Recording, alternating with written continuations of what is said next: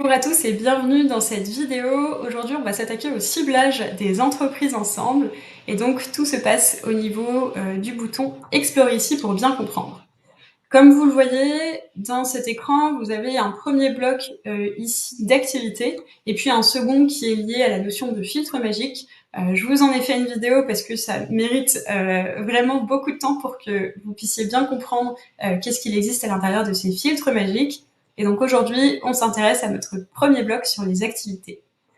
Première chose que vous pouvez utiliser pour cibler des entreprises, c'est la classification NAF ou alors code APE. Donc c'est exactement la même chose. Ici, en fait, le code NAF, c'est la dénomination un peu légale des activités des entreprises, donc qu'elles choisissent à leur création. Il faut savoir une chose, sur le code NAF, la classification n'a pas forcément évolué avec son temps, et donc nécessairement, pour certains secteurs d'activité, je pense à des secteurs de la tech par exemple, c'est un petit peu plus difficile d'utiliser le code NAF, ce ne sera pas toujours très très précis. Et donc pour ça, on vous a proposé donc, deux autres choses au niveau du secteur d'activité, qui sont les activités pharo, donc ça correspond au secteur d'activité, ce que fait la société. Et puis vous avez une deuxième famille ici, qui sont les thèmes pharo, dans lesquels vous allez retrouver les produits, les services, ou alors les spécialités des entreprises. Et ces deux catégories, on les a construites à partir de plusieurs sources d'informations, ce qui permet de se rapprocher un petit peu de la réalité des marchés pour que vous puissiez avoir un ciblage extrêmement puissant et puis identifier les sociétés qui vous intéressent réellement. Au niveau des activités, donc on va prendre un petit exemple ensemble. On pourrait partir sur le commerce de détail. Vous le voyez aussi, vous avez des petits plus au niveau donc, des secteurs qui sont présents ici pour justement identifier par exemple un commerce en particulier. Et nous, on pourrait partir sur le commerce de voitures. Précision, au niveau des filtres, vous avez la possibilité de les combiner entre eux. Donc l'idée, c'est que vous ajoutiez plusieurs critères, donc ils peuvent se lier entre eux pour avoir une segmentation plus fine et plus précise, et donc avoir des résultats qui vont vous intéresser. Je vais partir sur quelque chose donc en utilisant un filtre magique, mais c'est vraiment un titre d'exemple pour vous montrer le fonctionnement. Donc quand je suis ici, j'ai sélectionné au départ 2 filtres. Je peux en sélectionner bien plus, évidemment. Et puis, comme je le vois, là, si je valide ma recherche, je vais avoir soit le commerce de voitures, soit les entreprises qui sont en croissance. Or, moi, j'ai plutôt envie d'avoir les deux ensemble. Et pour ça, je vais donc cliquer sur le bouton « Ajouter une condition et puis je pourrais faire un glisser-déposer pour avoir donc ces conditions liées entre elles. Autre possibilité aussi, je pourrais tout à fait demander à avoir les sociétés pour lesquelles on n'a pas pu détecter de croissance en particulier. Et bien, on va partir sur ça, je valide la recherche et puis je peux la lancer.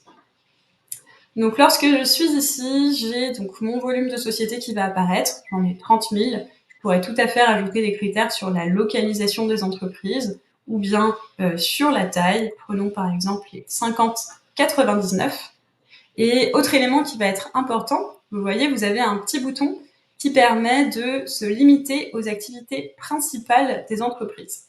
Donc quand je fais ça, il faut savoir qu'une société, elle peut, par exemple, vendre des voitures, mais pourrait aussi bien avoir une activité secondaire qui serait la vente de véhicules 2 roues, par exemple. Donc, un exemple un petit peu loufoque, mais c'est pour vous imaginer les choses. Et donc là, en demandant à se limiter aux activités principales, dans ma recherche, j'aurai que des sociétés pour lesquelles le commerce de voitures est la première chose qu'ils vont faire. Au niveau de ma recherche, je reviens un petit peu en arrière. On n'est pas obligé de cliquer sur le bouton « Explorer ». On pourrait très bien ici renseigner un mot, donc par exemple « logiciel ». Et vous le voyez, la plateforme va vous faire des suggestions. Au niveau des suggestions, c'est en fait tout ce qui va se retrouver dans les familles que vous avez juste ici. Donc par exemple, là j'ai le thème « Développement de logiciels ». Et je vais reprendre ce même exemple de logiciel. Vous le voyez qu'il y a une dernière chose qui est rechercher l'expression partout. Donc ici, en fait, c'est une fonctionnalité qui est elle aussi extrêmement puissante. Donc avec le mot-clé logiciel, c'est pas forcément l'exemple qui aura le plus de sens, mais en fait, vous allez pouvoir rechercher cette expression à différents endroits, par exemple sur le site internet de la société. pour affiner votre recherche. Et ça a de l'intérêt si, par exemple, vous souhaitez identifier les sociétés qui ont pour clientèle des TPE. Donc, je prends cet exemple, je valide ma recherche libre de cette manière, et puis je vais surtout le mettre en critère ici. Je peux tout à fait ajouter mes conditions aussi avec la recherche via ici cette barre de recherche. Je valide. Et puis là, j'ai identifié des sociétés pour lesquelles le terme ou l'expression pour les TPE va être présente au niveau des différents descriptifs des entreprises, donc LinkedIn, site internet, etc. Voilà pour cette présentation du ciblage des entreprises. On se retrouve dans les prochaines vidéos pour découvrir encore des choses sur la plateforme. À très vite!